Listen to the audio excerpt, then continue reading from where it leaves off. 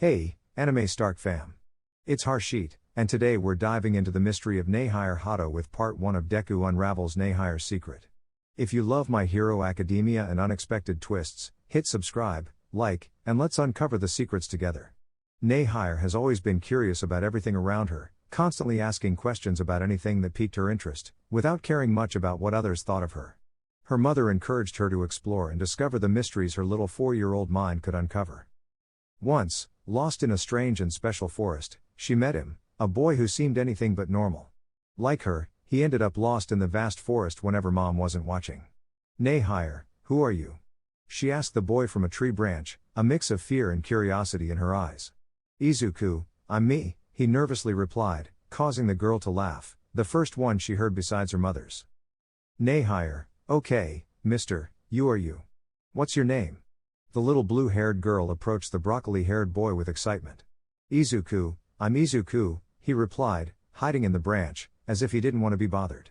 Nejire, Izuku, I'm Nejire, nice to meet you, she smiled at the defensive boy. Why are you up there? Izuku, I can't hurt anyone up here, and it's okay like this, he honestly replied to the blue-haired girl, who tilted her head in an adorable display of curiosity. Nejire, why do you hurt people? The boy looked towards the tree with a sad expression. Izuku, it's because of my quirk, he hugged himself for comfort. I can push people, and I don't like it. Today, I pushed a puppy, he got scared thinking about the possibilities of what could happen. Nejire, incredible, she exclaimed excitedly, causing confusion in the green-haired boy. You can protect many by pushing dangers away, far, far away, she spoke enthusiastically, portraying the green-haired boy as a great superhero. Izuku, why would you think that of a dog pusher? The girl tilted her head again, confused. Nejire, but you didn't want to do it, so it doesn't count, she pointed at the freckled boy, who got a bit scared by the girl. You're not a dog pusher, you're a kid. Izuku, a kid who pushes dogs, he muttered, causing the girl to pout in anger. Nejire, you're not a dog pusher, she threw whatever was at hand, mostly branches, not wanting to be too harsh on the freckled boy. Izuku, please stop, he covered himself from the rain of sticks, which only bothered him. Huh? He looked down, realizing he was slipping. Wha? The boy fell headfirst to the ground, covering himself with his hands to prevent serious hits. Nejire, incredible, she said with stars in her eyes. The freckled boy had stopped his fall with his hands and was repelling slightly. Izuku, huh? He stopped using his power, falling face first to the ground. Ouch. Nejire, pfff ha ha ha, she laughed at the freckled boy, who was still on the ground. That's how their friendship began, going back to where their mothers were calling them to leave. They became such good friends that they regularly went to the park to play and talk about their day at school, promising to become heroes together, which was their big dream. A year later, the freckled boy transferred to Nejire's school, luckily ending up in the same class. However, a girl spoke with obvious disgust in her voice, telling him to stay away from the weird girl because she asked too many stupid questions. The freckled boy, not waiting any longer, took Nejire's hand and left the girl there. He declared bravely to everyone that no matter how many questions she asked, he would never get bored because he would always be there for Nejire-tan, creating a warm feeling in his friend.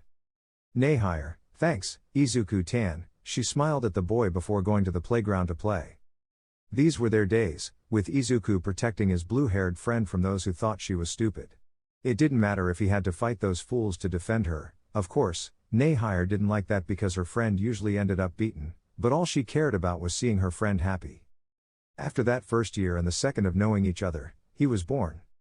Izuku, Nejire-chan, let me introduce you to the cutest being in the entire galaxy, he exaggerated as much as he could to his curious friend, who looked at the Midoriya family visiting them. Nejire, what's going on, Izuku-tan? The freckled boy smiled even more and pointed at something his mom was holding. Izuku, it's the most super amazing thing on the planet, he jumped, and the jumps gradually got bigger. Inko, Izuku, sweetheart, calm down, the mother tried to calm her excited son, who pouted and gently fell to the ground. Arena, is something wrong, Inko? The blue-haired girl's mother looked at her friend and a very cute blanket. Don't tell me that. Inko, yes. Hisashi and I decided to have a baby, she moved the blanket a little, revealing a sleeping baby with 3 freckles on its cheeks. Arena, aw, it's so cute, she approached the sleeping baby, who was still in his dream world. And what's his name? Inko, his name is Tanju, the little baby, Izuku, next to her, jumped with excitement at having a friend and someone else to protect. Nejire, he looks like Izuku-tan, she pointed out the obvious, and her friend looked at his brother. Izuku, that's not true, he doesn't have this freckle, he pointed out the missing one, causing a pout in his friend. Nejire, both are the same, now it was the boy with the pout.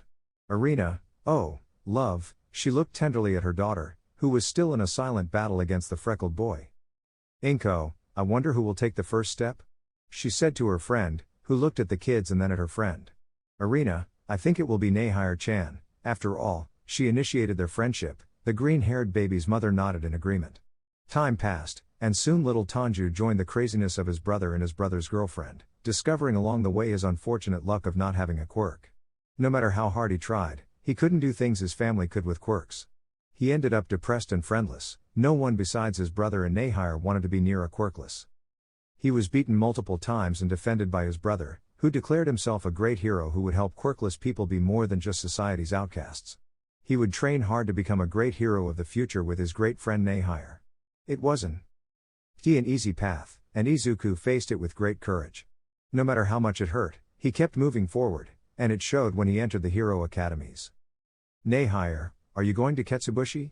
The blue-haired girl shouted, completely surprised. Izuku, that's right, they offered it to me, and it seemed like a good idea, he said while biting the piece of meat Nejire had. Nejire, but you already have a scholarship at UA, she looked at her boyfriend completely surprised, he was one of the few whom Director Nezu genuinely wanted in his school, and he rejected it. Izuku, I appreciate the gesture, but, he thought about his words so as not to sound offensive to his girlfriend. I want to give another school a chance, UA is talked about a lot, and almost all other schools remain in the shadows. I want to give them a chance. Nejire, and isn't it because I'm at UA? She pouted quite adorably, and her boyfriend gave her a kiss on the forehead. Izuku, it's not because of that, I would be happy to be with you, but, he looked away embarrassed. I don't want to get kicked out on the first day because I can't control myself when I see idiots eyeing my girlfriend. Nejire, Zuzu, she shouted with an extreme blush, her boyfriend could be silly sometimes. Izuku, good luck at UA, Nejire-chan, the blue-haired girl smiled, still blushing. Nejire, and I wish you luck at Ketsubushi, she spoke without looking at him. And so, this story begins with two lovers and their secret meetings behind their friends' backs. The reason? It's quite simple, they don't want this big secret to be known. Nejire sighed in her place. It had been the first day at UA, and it was nothing like she thought it would be. Most guys tried to impress her, as usual when Izuku wasn't around. Of course, she maintained her cold and methodical demeanor that could condemn your soul for eternity with just one look. It was an absurd day spent keeping herself apart for her own safety and avoiding bitterness with her new classmates. Tamaki, the shy elf, approached with a blonde guy with a genuine smile, and next to them was a redhead who seemed to put Nejire on a pedestal for some reason.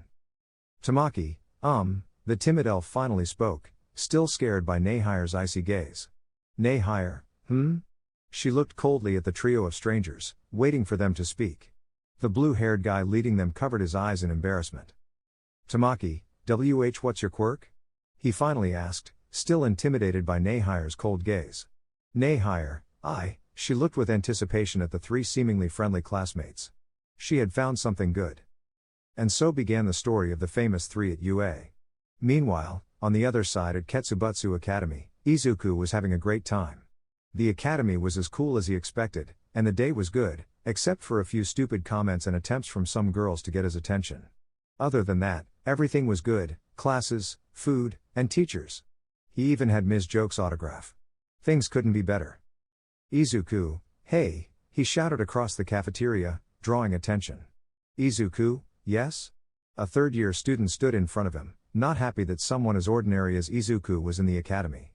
Student, what's an idiot like you doing breathing the same air as me? He spoke arrogantly, unable to tolerate those he considered beneath him. Izuku, excuse me? Izuku looked calmly at the guy in front of him, tall with an expensive-looking necklace, and two twins twice his size by his side. Student, are you so dumb that I have to repeat myself? He mocked Izuku, who sighed and ignored him. It wasn't worth it. Student, hey, are you ignoring me? One of the twins hit the table, making it shake, but Izuku continued enjoying his katsudon. Student, you, dried-up piece of crap, he tried to attack Izuku, who disappeared from his field of vision. Student, huh? Izuku, you shouldn't do that, you know? You're damaging school property. Izuku spoke from a beam above them, and they looked up in surprise. He continued eating. Student, and so what? My father is an investor. None of you losers even come close to him. All of this is mine. If I want, I can get you kicked out, you hear me? Izuku continued eating, causing more anger to the spoiled rich kid. Izuku, congratulations, you have a father, but you lack brains. Laughter erupted in the cafeteria as the idiot got angrier. Student, you, a vein popped on his forehead as he glared at Izuku. Don't make fun of me, he jumped, ready to defeat Izuku and get him expelled. Izuku, too slow. Izuku disappeared again, reappearing next to a teacher. Student, huh? Everyone reacted as a first-year student outperformed a third year. Izuku, can't you let me eat in peace? Also, is his father really that powerful here? He asked his teacher, who denied it. Izuku, so, he's just another investor? Teacher, he's actually one of the minor ones. If he leaves, it won't affect the academy much. The teacher spoke calmly while devouring his burger. Izuku, I see. Izuku looked at the teacher, analyzing his strange being. Excuse me, sir, are you a cyborg? The metallic hero? The teacher smiled and continued eating. Amazing. Student, now, the two henchmen tried to surprise Izuku, who looked at the idiot who thought too highly of himself. Izuku, you shouldn't interfere in other people's conversations. He stretched his arms towards both, looking at the idiot who believed he owned everything. Henchmen, pathetic, both suddenly turned into animals, gorillas to be precise. No one can defeat us. Izuku, second force.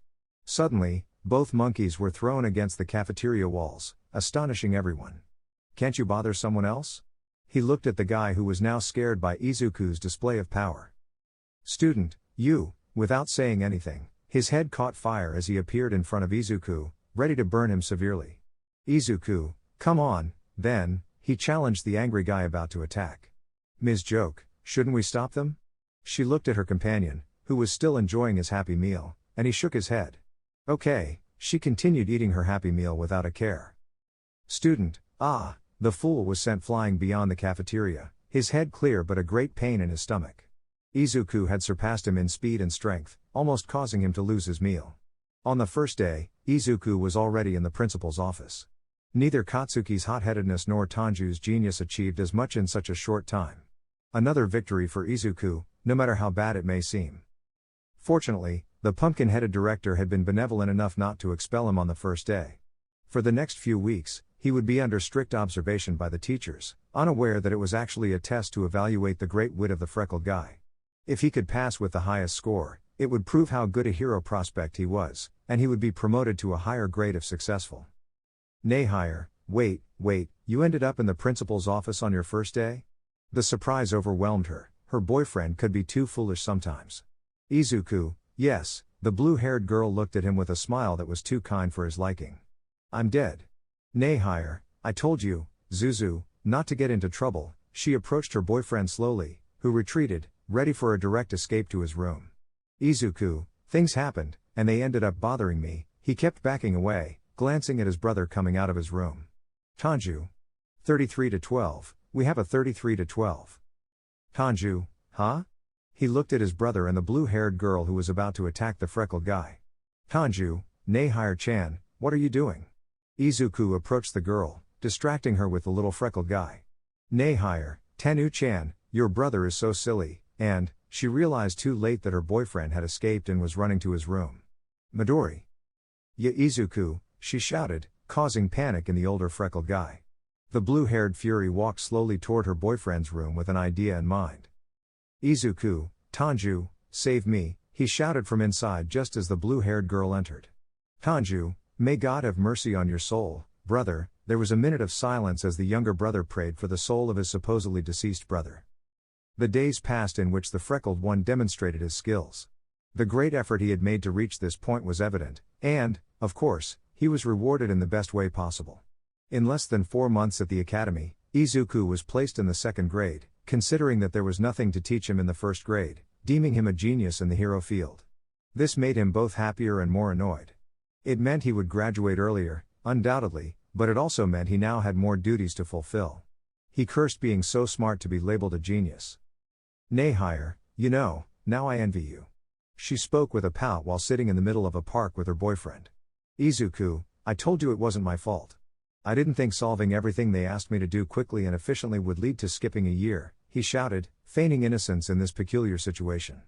Nejire, Zuzu, remember what they told you, you're lazy and will find the fastest way to do things.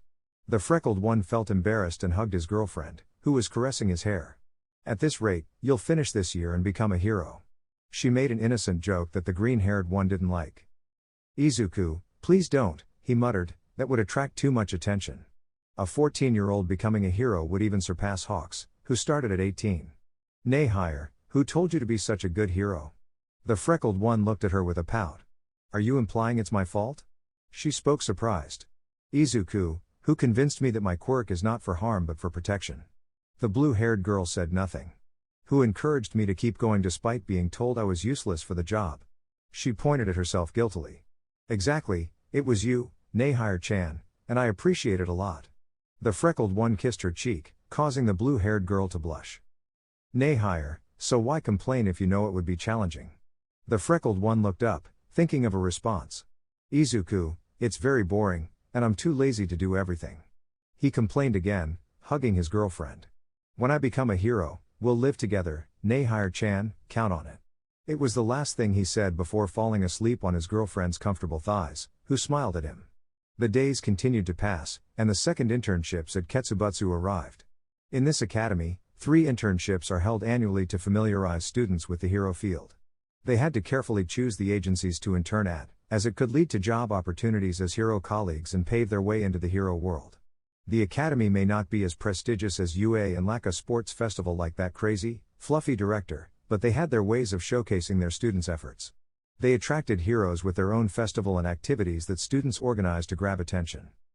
Izuku, like everyone in his class, was called for the 2-week internships. The director of Ketsubutsu Academy believed it was better for the students' future, and with Izuku's good results, he was assigned to Ms. Joke's agency under the pseudonym Zoom. He began working and learning about what they did there under the guidance of his cheerful and green-haired teacher. Ms. Joke was aware of Izuku's significant progress and decided to go against the rules, treating him as if he were in the 3rd year. She sent him on more than just patrolling, he was allowed to use his quirk to help people, and the result was impressive. The hero of repulsion, Zoom was what they called the freckled one after an incident in the subway during the 2nd week of his internship. A runaway train, frightened passengers, and a villain with more stupidity than strength, Ms. Joke's agency and Izuku were on the scene. Izuku acted without thinking, a common trait for him, and solved the problem by dismantling the control cabin, defeating the villain, stopping the train, and preventing casualties. With that incident, he caught the attention of the Hero Commission. Given the crime rates and the villain numbers, they needed to plan for the future of society. They weren't foolish, they knew All Might's retirement was approaching, despite the Americans' claims of being in top form. At some point, he would have to hang up the cape and make way for new heroes. That's why they needed someone like Izuku, someone who could be a good face for the people and bring hope to the world. They couldn't allow Izuku to stay in Ketsubutsu for much longer, he needed to get out and start reducing crime, making a positive impact on people. However, there was a snag, not everyone on the commission agreed. Some argued that Izuku lacked practice and needed more development in his techniques. Things heated up, and Director Nezu appeared to calm the waters. If young Midoriya could prove his worth as a hero throughout the year, he would be granted his hero license and hit the streets under the guidance of a competent hero to teach him what was lacking. Desperate situations required desperate measures. Izuku, so, I'll be in everyone's spotlight all year long? He shouted to his teacher, smiling, who let out a little laugh. Ms. Joke, that's right, Midoriya-kun. You managed to grab everyone's attention. Maybe it's partly my fault for treating you like a 3rd year when you're in the 2nd, but I couldn't help it. Since your first day here at the academy, you've shown what you are, that you deserve to be a hero. I bet you'll be one of the greatest in a long time. Izuku, isn't it too heavy a burden for a poor guy like me? He made his best puppy eyes to convince his teacher, who laughed again. It's not a joke, sensei, it's too much pressure for me. Ms. Joke, are you sure? The freckled one looked at the table, nodding. Izuku, she stroked her student's hair as if he were her son. What do you do when you feel pressure on your shoulders? Izuku, let it fall and walk away without looking back? His teacher laughed again at the thought of her student. Ms. Joke, it's an option, yes, but is it really what you would do? The freckled one shook his head. Then what would you do? Izuku, carry it and crush it because that's who I am, he murmured, and his teacher nodded. Ms. Joke, if you manage to get through this year, next year you'll be free from school and probably under the tutelage of a professional hero while making a name for yourself. You'll work, get paid, and eventually become well known. Izuku, it's not what I want. Ms. Joke, I know, you want to save people without wanting to be in the spotlight, so I propose something. The freckled one looked at her, waiting for her to speak. Eraser usually has a vacancy for someone to relieve him when he really can't handle it anymore. If you want, I can recommend you, and you can work in the shadows as a hero, not as a sidekick. Izuku, where do I sign? He said instantly, causing his teacher to laugh. The future looked bright. He had done it. It wasn't an easy journey, but somehow, he had achieved it. A boy of just 15 had graduated from Ketsubutsu Academy and entered the dangerous job of being a hero, or at least, that's what the press said about Izuku, the youngest hero to come out of an academy. Not much was known about him, except that he was with Eraserhead, and it was impossible to track him. The Erasure hero would never allow anyone to get too close to the freckled boy. It wouldn't be an easy job, and Izuku didn't feel entirely ready for it. Fortunately, his teacher was Eraserhead, and even though he didn't say it, he kept an eye on everything Izuku did, always correcting his mistakes and guiding him on the right path. Nejire, are you okay, Zuzu? The blue-haired girl looked at her boyfriend on the ground, not wanting to get up. Izuku, it's as horrible as I thought it would be. He was completely honest with his girlfriend, who sighed at the freckled boy's complaints.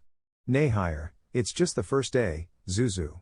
She spoke cheerfully to the complaining boy. Izuku, I already want vacation. His girlfriend shook her head at how lazy her boyfriend could be. Nejire, you're silly. The freckled boy stuck out his tongue indignantly. Izuku, and that's how you like me. The blue-haired girl pouted without denying the last part. Nejire, anyway, you still haven't told me what it was like being with Eraserhead. The freckled boy sat in front of his girlfriend, completely excited. Izuku, it was great. Not that he let me do much. I guess he considers me too young for this, and he shows it in his own way. A memory of his mentor pulling him away from a dangerous situation flashed in the green-haired boy's mind. He's very protective, and we both agree that it's not good for me to dive headfirst into all dangers yet. Nejire, they'll take it slowly, right? The freckled boy nodded with a smile. Izuku, and you? How's this new year at UA, Miss Nejire-chan? The blue-haired girl smiled proudly. Nejire, everything's in order for now. In a week, we'll have to go back to internships, so I have to prepare. Oh, and now that I remember, she got nervous, remembering a small forgotten detail. Izuku, is something wrong? Suddenly, the blue-haired girl ran to her room. Nejire-chan? Nejire, I'm supposed to meet the girls in an hour, she shouted, totally scared. She had nothing to wear, and time was running out. Izuku, sometimes you're so forgetful, Nejire-chan. He said to the air, with a sweat drop on his neck.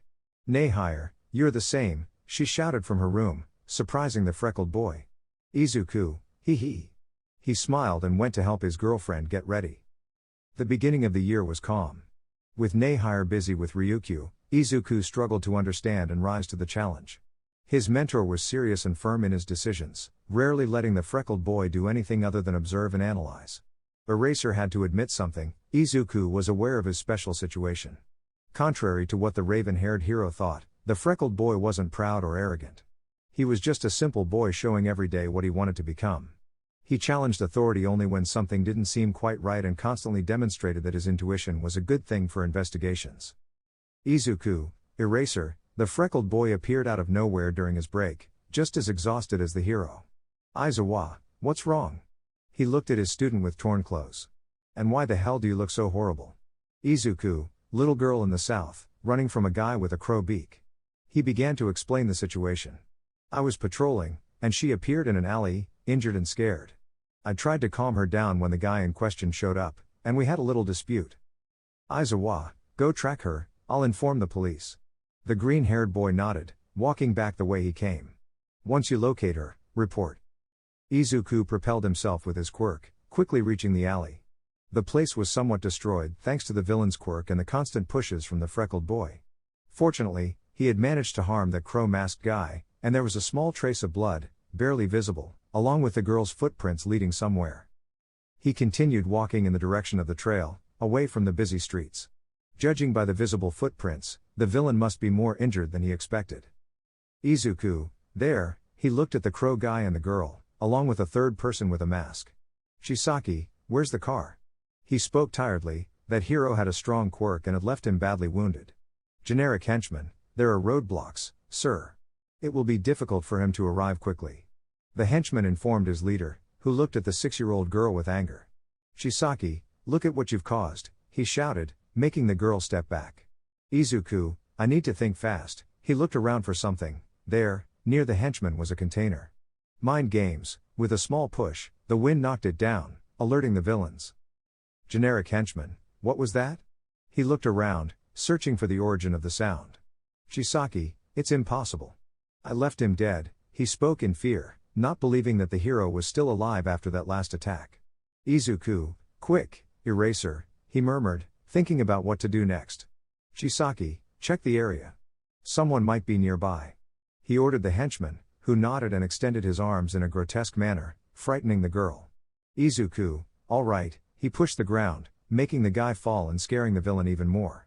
Chisaki, no, he looked terrified in all directions, not seeing any signs of his enemy. Izuku, and now, he launched a powerful push, throwing both villains away and approaching the girl. Hey! Do you remember me, little girl? She looked at the friendly boy from before with fear. Izuku, I'm the hero Zoom, and I'm here to help. He stood in front of the girl in case the crow guy got up. Chisaki, you again, the crow guy got up, angry with the persistent hero. Izuku, stealing a girl is very wrong, Mr. Pervert. The crow guy didn't respond to the accusation. Chisaki, you don't know what you're doing. He touched the ground, creating spears aimed at his enemy, who stood in front of the crow guy in the attack. Izuku, I saved a girl from a horrible fate. With his fist ready, he shattered that attack, pushing everything towards the next street. Are you okay, little one? The freckled boy asked, keeping his eyes on the other side. Yes, the girl clung to the hero out of fear. Aizawa, Zoom, the voice came from above, where the raven-haired hero was looking at a student. Izuku, oops. He felt the angry gaze of the hero. Once again, he had acted impulsively, something Eraserhead didn't usually appreciate. In his first heroic act, Izuku became famous at a young age. The world now knew him as the hero Zoom, a simple boy of 15 or 16 who became a hero early on. The press went crazy, closely following this peculiar hero without scaring the green-haired teenager. They couldn't intrude beyond the days and nights of his patrols. Having Eraserhead as a mentor made it challenging for them to keep up once he joined the Hero Eraser Agency. As for the little girl, she ended up under the control of the Hero Commission. They assured everyone that she would be in good hands and foster homes filled with love, which was not true. The current number 3 hero, Hawks, knew what the government did to children with special powers, machines at their service. The girl's quirk was highly important to these power-hungry individuals. Izuku, Hawks? He looked incredulously at the blonde hero descending beside him. Hawks, that's me. Nice to meet you, Zoom. He smiled as friendly as ever, ignoring Eraserhead. Eraserhead, what are you doing here? You're far from your area. Aizawa looked suspicious of the hero, who smiled before sitting next to them. Hawks, can I drop by to greet one of the sensations of the moment? He smiled at Eraserhead, who was analyzing everything about the bird. Izuku, I don't like being considered that way, it feels weird.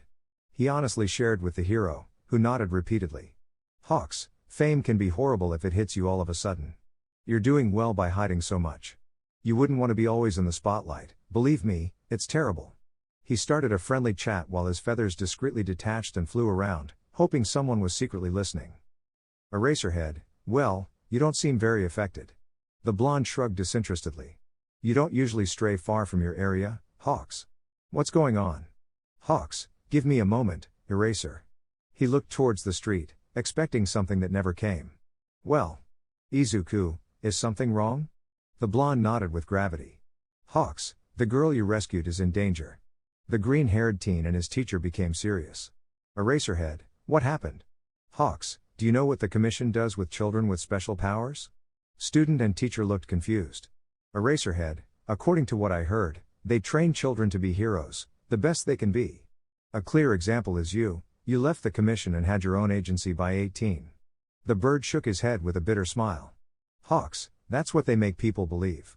In reality, Most children are trained as law enforcement agents, not just heroes.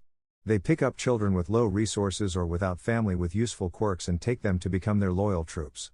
Both heroes were surprised by the news, and Izuku was already thinking about what happened to the girl. Izuku, do you have a plan to save her, right? The blonde smiled. Hawks, I've been investigating them for years. The girl is just the final point in the plan. Eraserhead, and exactly what is that plan? Hawks, it hasn't been easy because they cover their tracks. They've made few mistakes, and they're so excited about getting their youth back with the girl that they're making more mistakes than usual.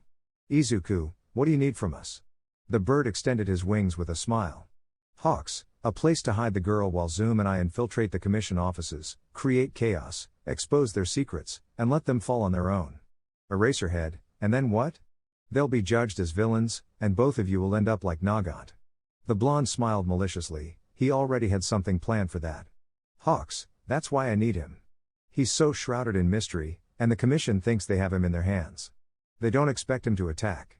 The freckled boy was about to speak, but his teacher beat him to it.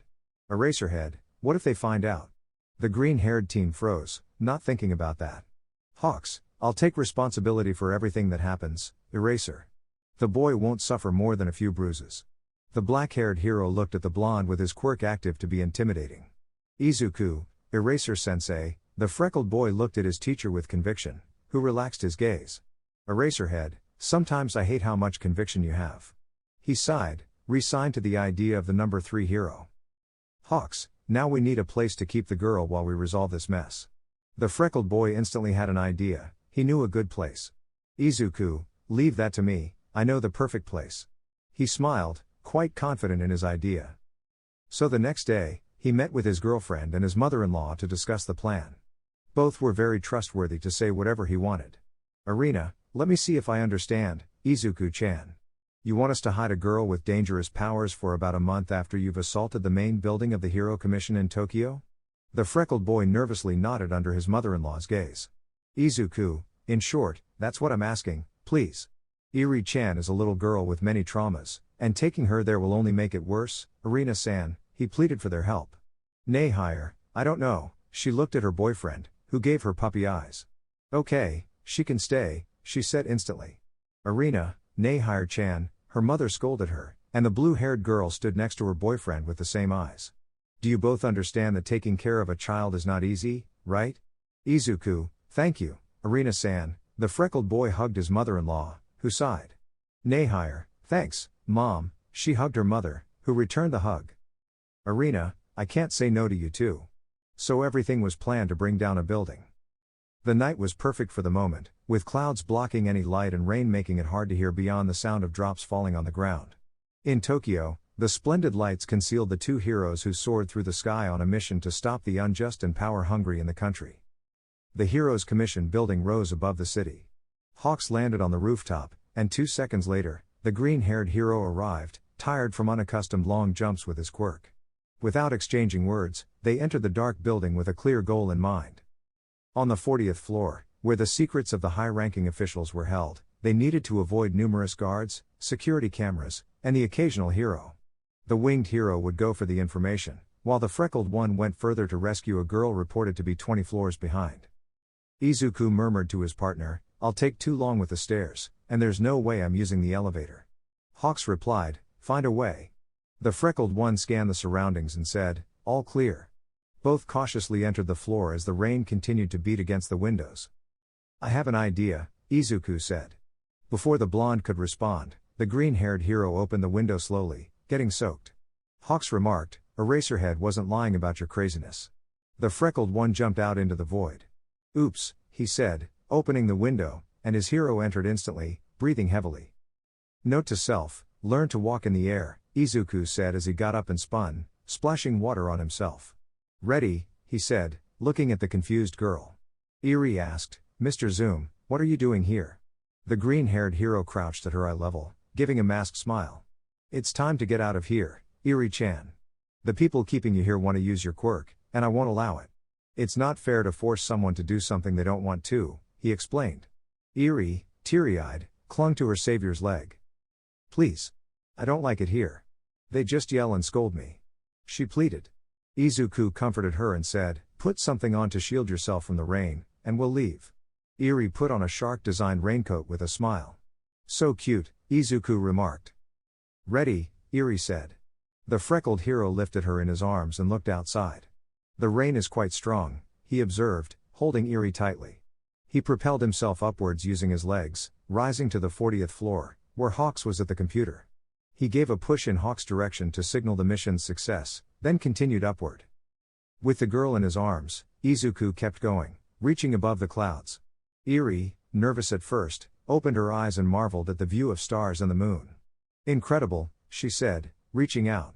Izuku stopped jumping, and they gently descended. Hold on tight, he said, pushing off again. Izuku made sure Eri was safe, not worrying about Hawks, who could fly freely. He hurried to avoid the girl catching a cold. Hawks caught up, saying, "Not so fast, Zoom." Izuku shouted over the wind, "Is it done?" Hawks gave a thumbs up and flew ahead. Crazy bird, Izuku mumbled, changing direction towards Muzatafu, especially a specific house. He arrived around 10 at night, greeted by his girlfriend and mother-in-law with hot chocolate and blankets. The job had been easier than he thought. While Eri took a bath, the couple watched TV, discovering the hero's commission files. Nejire commented, "I didn't expect them to be so crazy," as she played with her boyfriend's fluffy hair. Izuku, too comfortable to say much, reassured her. "Sure nothing bad will happen, Zuzu?" Nejire asked, messing with his hair. Izuku, completely relaxed, replied, "I'm on cloud 9. Arena, holding Eri, exclaimed, "How sweet." Eri, confused, asked, "Mrs. Arena, what are they doing?" Arena explained, "Dear, your little cupcake will receive lots of love." Izuku got up, looking at his mother-in-law with a smile. "Oh, they're done," he said, observing Eri in Nejire's rabbit pajamas. "Aw," he added. "She's so cute," Nejire said, taking the girl in her arms. Arena complimented, "The pajamas fit her perfectly, maybe a bit big on the head, but it's fine." She looked at her daughter and the curious Eri, saying, "Now, Izuku-chan, how long will you stay?" Izuku, content with the night's outcome, smiled at his girlfriend. "Long enough to sort everything out, and then we'll see," he said. Arena replied, "No need to thank, Izuku-chan. After taking care of Nejire-chan alone, another girl is not a problem." Nejire pouted, and Izuku teased, "Come on, taking care of Nejire-chan wasn't that hard." Nejire called out, "Zuzu." Izuku just smiled at the curious Eri. The plan went well, the commission was caught, and one by one, they confessed to their years of wrongdoing, hoping for reduced sentences. They also tried to get the hero Hawks and his accomplice arrested. Unfortunately for them, they didn't have as much power as they thought.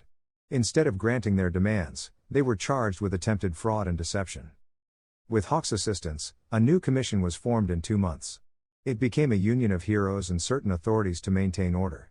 While the laws regarding heroism or agency organization didn't change much, Hawks had to reveal his accomplice during the destruction of the old commission. He also had to bring back the girl with a special power, ensuring proper treatment and placing her with a family capable of caring for her. Zoom, the hero of Push, emerged with pride for defeating those who wanted to harm a defenseless girl. He received both praise and accusations. As a simple guy, people couldn't comprehend the madness he had been through, or so they thought. Despite the taunts, he pressed forward, saving everyone as only he knew how. Then, the unexpected happened. The second hero ranking was revealed, and to everyone's surprise, Zoom exclaimed, "Top 10?" At just 16 years old, the freckled hero achieved the unthinkable. Hawks urged him to the stage, causing murmurs among the heroes. The screen displayed the significant number of cases Zoom had solved in his first year, competing with the best in the country. Initial surprise turned into applause from heroes who couldn't believe a simple guy had achieved this in just 1 year. Zoom, still processing what happened, made it to the top 10 through constant efforts on the streets, rescuing people, defeating villains, and assisting in various police investigations. Back home, his parents and brother celebrated as if there were no tomorrow. Nejire, lying on her boyfriend's bed, commented on the eventful night. "My whole body hurts," she said. "Mine too. I didn't know we could dance so much," Zoom replied, lying beside her. "By the way, didn't you have something to do today?" Nejire looked at him, trying to remember. "Oh no," she said, checking the time on her phone, alarmed. "What did you forget this time?" Zoom asked. I was supposed to go with Yu to buy some things for the cultural festival today, Nejire said, worried, looking at her boyfriend. This is your fault, she added with an empty look. Not this time, Nejire-chan. It's not my fault that we wanted to celebrate, Zoom said, hugging his girlfriend and pulling her close. Better call your friend and cancel everything. Let's sleep today, he suggested, getting comfortable without letting go of her. But Zuzu. Nejire tried to protest, but her boyfriend held her tightly, and she fell asleep. She reluctantly called her friend, Yu, who understood the situation, and they decided to reschedule. On the other end, Yu sighed in defeat. Her plan for a surprise date between Nejire and a guy who liked the blue-haired girl from afar had failed. However, seeing that Nejire was with someone now, she thought, maybe next time. The new hero ranking presented an opportunity for Zoom. The next week, the new commission called him. With Hawk's recommendation and paperwork assistance, Zoom secured a position in a city. No longer in anyone's shadow, he could forge his own path. He would have Lady Nagant as an advisor for a while as he adapted to the new routine. When Zoom met Lady Nagant, she analyzed him and remarked, "You're taller than I thought." She confirmed being his advisor as a way to thank him for pulling her out of her hole and as part of her reintegration into society. As they entered the agency, Zoom marveled at the place, customized for him and his team. Lady Nagant explained the 3 floors, the first for agency-related activities, the second for the cafeteria and entertainment, and the third with bedrooms for heroes and potential interns. "This is incredible," Zoom exclaimed, entering with a smile. Lady Nagant teased him about his excitement, and so began the story of the 10th-ranked hero. Being the brother of one of the top 10 heroes wasn't as amazing as Tanju expected. Contrary to what he hoped, now all his classmates were trying to be nice to the green-haired boy or be his friends, but with ulterior motives, or so Kachan said. So now he was the enemy of everyone around him. Even his teachers started getting angry with him and giving him more work than the other kids, and it was becoming completely frustrating. Many times when Kachan wasn't around, he tried to make more friends, but it always ended the same way, with little Tanju in some corner with a black eye after not doing what they wanted. Fortunately, today he didn't have to go to school. Kachan apparently blew up all the bathrooms in the facilities, and it seemed there were kids there, so for now, he wouldn't go to school. Instead, his mom sent him on a special mission. To deliver lunch to his brother. That's why he was in front of the building after his dad dropped him off. He was excited to see such an incredible building, especially knowing that his brother was there. He entered nervously, looking at the few heroes there. There was still some staff missing. "Wow, Tanju-chan," the receptionist, one of the few who knew his boss's family, greeted him. "Hi," Tanju spoke with a smile, approaching the woman at the reception. "Is my brother in?" "He's probably in his office, sleeping, as always," she sighed at the laziness of her boss. "I'll take care of it," Tanju said with a giant smile, entering the hallways with a purpose. In the office of number 10, things were a total mess, papers scattered all over the floor, a few pizza boxes on the furniture, windows closed and covered, and on the desk rested Izuku, exhausted from what needed to be done after an arrest and an investigation. Fortunately, nothing could disturb his sleep. "Brother!" Tanju entered with a deafening shout, waking up the older brother, causing chaos with the papers in the room. In less than half a second, the disorder had increased. "Eh?" Izuku, with a more focused look, saw his brother with something in his hands. "Tanju?" He rubbed his eyes and stretched to shake off his laziness as his brother approached the desk. "Mom asked me to bring you food." Tanju placed the bento on the table, and instantly his brother took it to unwrap it. "Thanks." Izuku comically cried while eating. "I'm always here for my brother," Tanju said with a rather fake smile that usually worked with everyone. "What's wrong with you?" Izuku asked with a mouthful of food, surprising his younger green-haired brother. "Tanju, I taught you to put on the biggest smile to not worry Mom. It's clear that something like that doesn't work with me. It's just..." Tanju slid into the chair in front of his brother with a sad look. "Do you think I can be a hero without a quirk?" "So that's it." Izuku ate a little more and smiled at his brother. "Do you think you can?" "Everyone says no. That compared to you, I'll just be a burden." He was honest with his brother, who sighed at the nonsense the younger one was saying. "That doesn't answer my question, little monkey." Izuku ate a bit of vegetable in front of his surprised brother. "I asked if you believe you can be a hero." "I don't know." He was tempted to give a negative answer. There had never been a quirkless hero before. "I don't know." "You're scared, right?" The boy nodded. "Look, Tanju, if you want to be a hero for me, that's fine. Dad will like the idea, Mom might cry and be afraid that something will happen to you, but if you really want to be a hero from the bottom of your heart, why listen to the other idiots? I don't know what to say to that. Tanju was unsure of how to respond. I'll be honest with you, this job isn't easy, and many times you'll feel powerless because of the world's injustice. But it's nothing compared to the smiles and gratitude of the people. That's why I do it. The younger of the two looked down, thinking about what to say. Do you think I can make it? Tanju finally asked. If you have enough conviction and resilience to be one. Izuku assured his brother, who looked at him hopefully. It won't be an easy path, especially for someone without a quirk, but I believe you can do it. Do you really think I can be a hero? Like All Might? He said with more joy than his lazy brother could handle. Don't get ahead of yourself, little monkey. No one can be like All Might. Any normal person crumbles under the pressure of being a symbol. The boy deflated. But you can try. Can I really? He continued, not believing what he was being told. With the right training, and if you use that brain of yours for something other than teasing Katsuki, the boy pouted indignantly. I understand. He looked at his brother, who continued eating nonstop. Will you train me? He asked with excitement, causing his brother to choke for a moment. I thought you'd never say that. With a smile, he got up, leaving everything behind and taking his brother's hand. Let's go. Where? His brother smiled, giving the boy a bad feeling. We have just over a year to make you strong so you can get into some hero academy.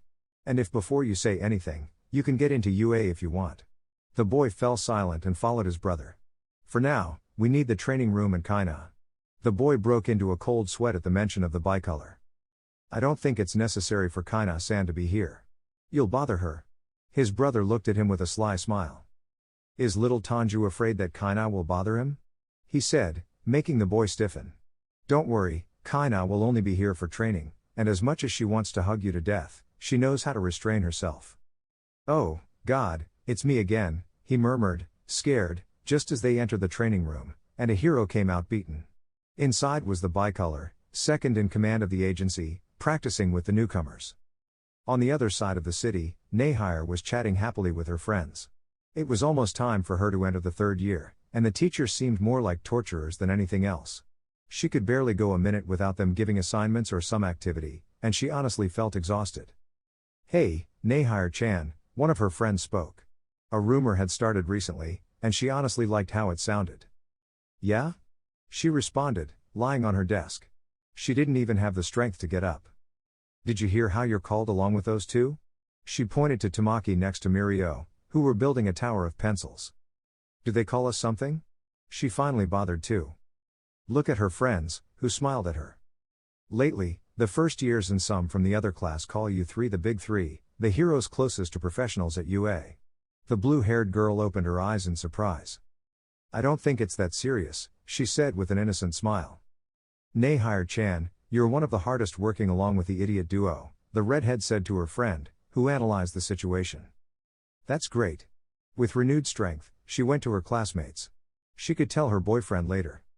Nejire was facing a problem with being one of the Big Three. It wasn't as amazing as she expected. Classmates and lower-level students constantly asked for photos or dates. The flirting increased now that she was part of the Big Three.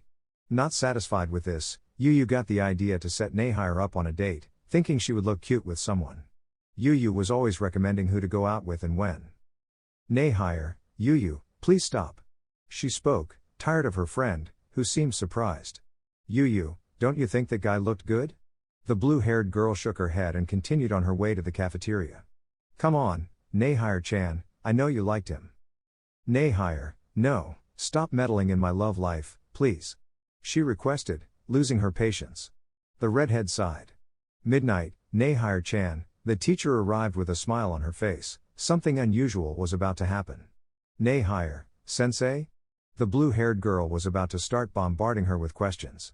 Midnight, you have a call from Ryukyu. She requests you immediately at her agency. There's a special meeting, and she wants her student there. The blue-haired girl looked at her friend before smiling. Nejire, see you later, Yu. With a smile, she went towards the exit, followed by her teacher, leaving the redhead standing there, not knowing what was happening. The journey was quick. It seemed there was a meeting to determine things about a raid that Ryukyu's agency, along with other associated heroes, was planning.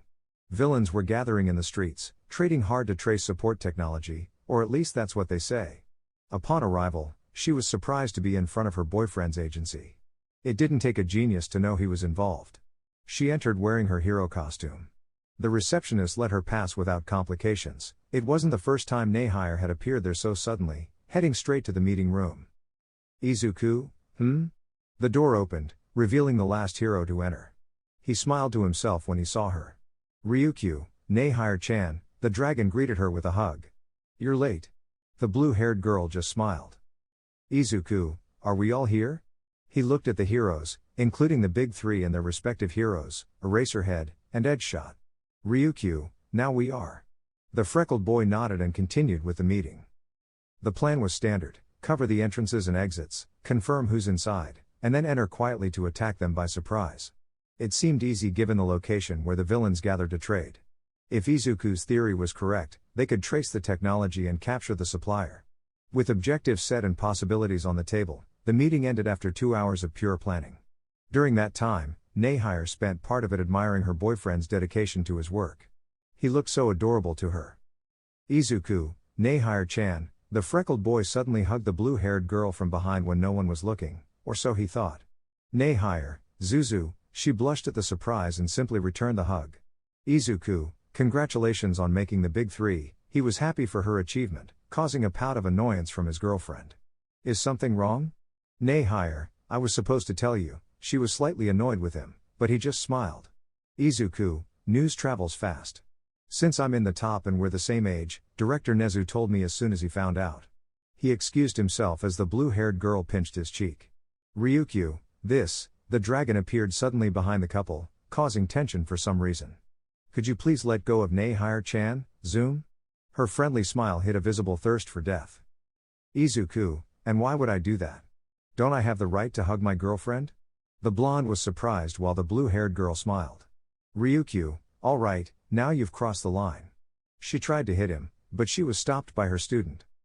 Nejire, wait, she freed herself from her boyfriend's comfortable arms and confronted Ryukyu. It's not what it looks like, Ryukyu-san. The blue-haired girl was hugged even tighter by her angered boyfriend. Izuku, no, Nejire-chan is comfortable like this. He said, pulling the blue-haired girl closer. Ryukyu, listen to me, you excuse for a human. You have 3 seconds to let go of my student, and 2 have already passed. She challenged the freckled boy with a death glare, but he didn't back down. Izuku, why would I do that? Don't I have the right to hug my girlfriend? The blonde was surprised, and the blue-haired girl smiled. Ryukyu, fine, you've really gone too far. She tried to hit him again but was stopped by her student. Nejire, wait, she freed herself from her boyfriend's comfortable arms and faced Ryukyu. This isn't right, Ryukyu-san. The blue-haired girl was hugged even tighter by her angry boyfriend. Izuku, no, Nejire-chan is comfortable like this. He said, pulling the blue-haired girl closer. Ryukyu, I don't know, Nejire-chan. I don't think he's good for you. Have you seen how he runs this place? The freckled boy was offended, and if it weren't for Nejire, a fight would have started. Nejire, don't speak if you don't know, Ryukyu-san. You taught me that. She looked at her teacher, who remained silent. It's not easy for Zuzu to run an agency, especially now with few heroes in it. He does most things here while also training, doing paperwork, and patrolling all in the same day. The blonde looked at her boyfriend, noticing the dark bags under his eyes. Do you know how difficult it is? He comes home so tired that all he wants to do is sleep, and yet he continues with the paperwork. Ryukyu, but why don't you hire more people? The freckled boy sighed. It wasn't as easy as it sounded. Izuku, there are very few willing to take orders from someone younger than them. They constantly judge me, and if it's not that, someone tries to scam me. At the moment, we're very few here. He smiled at the dragon, walking alongside his girlfriend. By the way, I haven't thanked you for training Nejire-chan. I know she can be complicated at times. Thank you for your patience. He thanked the blonde, to the indignation of the blue-haired girl. Ryukyu, oh, it's nothing. I know Nejire-chan can be a whirlwind of emotion when she wants to be. It's difficult but quite rewarding. Seeing her progress is incredible. The blue-haired girl filled with pride at her teacher and boyfriend. Izuku, oh, I know she'll achieve much more. He smiled at his girlfriend, who felt nervous. How about I invite you to dinner tonight? For everything you've achieved? The blue-haired girl filled with excitement and jumped into her boyfriend's arms. Nejire, I would love that, she said, drowning her boyfriend in two very pleasant mounds of flesh, unaware of the listeners around the corner. Mirio and Tamaki were looking for their friend to leave. They had wasted a day at UA and probably had a lot of homework to catch up on. They didn't expect to find their friend and what seemed to be her boyfriend in a corridor at the agency of one of the top 10 heroes. Yu would go crazy when she found out. Tamaki was having a big doubt. With what they had discovered, it was clear they had to do something, or at least that's what Mirio thought. Now everything made sense regarding their blue-haired friend, Nejire. Nejire had always been more special and strange than usual. She didn't usually hang out much with her friends and always gave a vague excuse that was barely believable. Now it made sense, and they knew where she was. Was it right to burst her bubble just because of a misstep? Probably not. So, Tamaki hurried to stop Mirio before he said something to Yu. It didn't feel right to do that. Mirio, shouldn't we tell Yu the truth? He looked at the blue-haired one, who shook her head. Tamaki, if Nejire hasn't told us anything, it's because she wants to keep it a secret. As her friends, we can't say anything. The blonde nodded in agreement, even though he wanted to tell Yu. Nejire, thanks a lot, guys, the blue-haired one suddenly appeared, hugging her friends, who were surprised to see her. Tamaki, were you listening? He blushed with embarrassment. Nejire, a revenge for eavesdropping. She spoke with a smile, making her friends sigh. Mirio, why didn't you tell us you had a boyfriend? The blue-haired one stood in front of them, a bit more serious. Nejire, you wouldn't believe me if I told you that Zuzu is my boyfriend. And even if he were, I don't want everyone pestering me about him and asking for more private details. She spoke with a slight blush, uncomfortable with the situation she had imagined. Mirio, if that's what you want, it's okay, the blue-haired one smiled pleased with the outcome. But wouldn't it be better to tell Yu? That way, you don't have to endure her searching for a date for you. Nejire, no, Yu is a very good friend, but, the memory of the redhead being very excited at the cultural festival made her shudder. She's a bit too energetic for this situation. Tamaki, we'll keep your secret. The elf assured her. Nejire, I really appreciate it. The blue-haired one gave them a final hug before going to her boyfriend's office. They still had some time. Needless to say, nothing came out of those two, and over the months, things were going well. At least Yu stopped bothering her about any romantic topics for the time being, while Izuku and his most loyal friend Kaina made Tanju's life a living hell. They had a few months left for the little monkey to enter the hero class at UA with his friend Katsuki. Who would have thought that such an annoying kid could be a good friend? It only took Izuku hitting him when he was being too abusive with Tanju. In the middle of his training, something incredible happened that the younger green-haired one almost couldn't believe if he hadn't witnessed it firsthand. He met All Might, of course, he treated him poorly and almost shattered his dreams and illusions with just a few words. That's when he stood in front of the American blonde and without hesitation said that he would be a hero with or without a quirk, it didn't matter, as his brother said.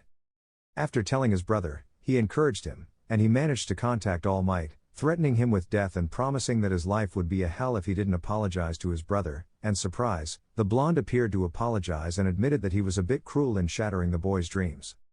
Nejire, let me see if I understand, Tanju-chan. All Might wants you to have one for all? A power passed down from generation to generation. The freckled boy nodded with a smile, thinking it was right to tell his brother, and surprise, Nejire was there with him. Izuku, a power that could make your limbs explode if you're not careful. The boy nodded again. Where did that dream of being a quirkless hero go? Tanju, well, he blushed a bit. I like the idea of having a quirk and appearing normal. You know, something that binds us as brothers. Izuku, we already have a strong bond. You don't need a dangerous power for that. Tanju, but, the freckled boy looked at his brother, who smiled at him.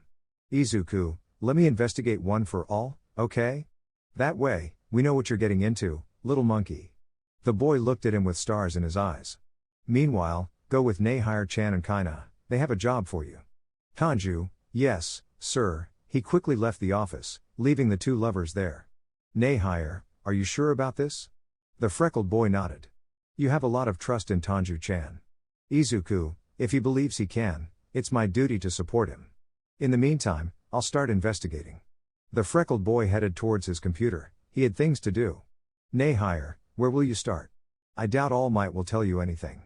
Izuku, you're right about that, but I know who can help me. He typed something quickly, catching Nejire's curiosity. You see, whenever All Might is on a case, there's a specific police officer who usually accompanies him. He might be the one to truly help me. The name of that detective who helped the number one hero appeared on the screen. I have to go. Nejire, good luck, she shouted with excitement. Now she had to go for Tanju and Kaina. Now Masa wasn't expecting anyone today. He was supposed to just file the last documents related to the recent case he was involved in and then go to rest. Then he received an email from Zoom detailing in code his knowledge about One for All and who had been selected by Toshinori for the role. His friend was giving him a lot of work spontaneously. Fortunately, Zoom was aware of how complicated everything related to All Might's quirk was. When that boy arrived, he talked about his brother and his fears that something might happen to him if he accepted that power. It was normal for him to be concerned, it was so similar to how Toshinori obtained it 40 years ago. At that time, Nao Masa recommended looking more into Ofa to know exactly what he was getting into, and of course, the blonde ignored him and continued training to be a hero. Fortunately, Nao Masa was too stubborn, and behind his friend's back, he gathered information about the previous holders or what little there was. When quirks first appeared, there was a dark time in the police force, and that chaotic period took away a large part of the files. Together with Zoom, they spent the afternoon connecting some events to others to create a timeline. He didn't even realize when Director Nezu appeared to help. Now Masa, it was just 8 hours of searching. Nothing more. He said with a coffee cup in hand, it was almost midnight. Nezu, not bad for the few data we have. He looked at the young hero who was analyzing a fight involving All for One. Young Midoriya, have you found what you're looking for? Izuku, He looked at the rat before the paper. Yes. One for All comes from All for One, then it's passed to a hero whose name isn't in the record. After that, they pass it to someone else, and then that person mysteriously disappears and is found agonizing and old despite being just over 30 years old. Then comes the next, and so on, until All Might. Nezu, according to the file, the fourth holder aged faster than normal. He climbed onto the table, looking at the focused hero. Do you think it could happen to your brother? Izuku, it's a possibility. I'm still wondering why it doesn't affect All Might. Nezu, what do you mean? It seems that the boy had discovered it on his own. Izuku, All Might has had One for All for a longer time, and yet he looks fine. There are no signs of deterioration beyond not having a stomach. He looked and analyzed the holders. Tell me, detective, what quirk does All Might have besides One for All? Now Masa, he's quirkless, just like your brother. The freckled boy didn't hesitate to shred the paper he had in his hands. Izuku, then I either kick his butt for his hypocrisy, or I calm down and think about the situation better. Anyway, if All Might doesn't have a quirk, that might be the factor deciding no harm to his body. Nezu, it's impressive, Midoriya-san. You discovered it quickly. The freckled boy looked at the rat with daggers in his eyes. It was a bit obvious to my capable eyes. Izuku, I won't kill him because UA needs him, director. Now I just have to see how Tanju reacts to taking on the power.